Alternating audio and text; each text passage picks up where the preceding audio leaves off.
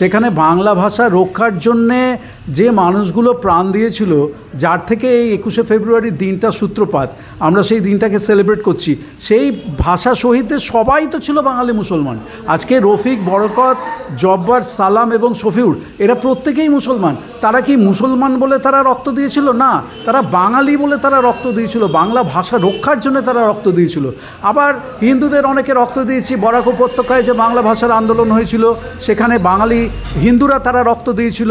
আবার বিভিন্ন জায়গাতে বাংলা ভাষা রক্ষার জন্য যে সমস্ত মানুষ প্রাণ দিয়েছে তারা কেউ হিন্দু না মুসলমান সেই নিয়ে ভাবেনি।